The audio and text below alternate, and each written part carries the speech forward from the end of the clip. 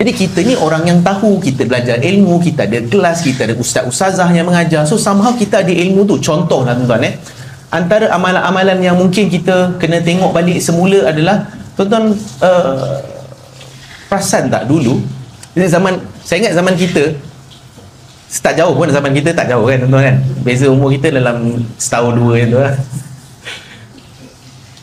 Ingat dulu anak-anak kalau lahir, kita akan gantung macam apa tu, warna kuning tu apa? Macam tangkal. Kan, tanggal kuning. Dalam tangkal tu ada apa?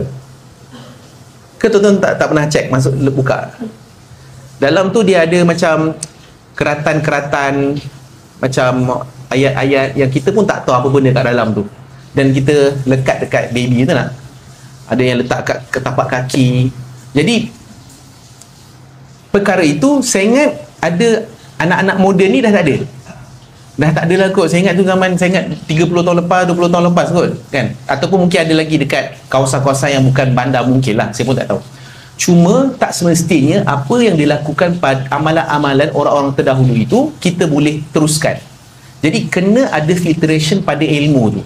So adakah dia syirik ataupun dia perkara yang harus dibolehkan. Jadi dengan ilmu tu akan filter kita.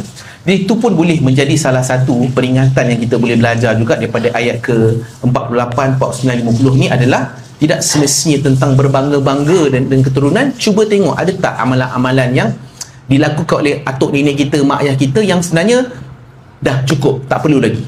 Contoh satu lagi, cara parenting mak ayah kita dulu, ataupun cara parenting atuk nenek kita terhadap mak ayah. So tak semestinya semua kita boleh ambil untuk pass down pada anak-anak kita.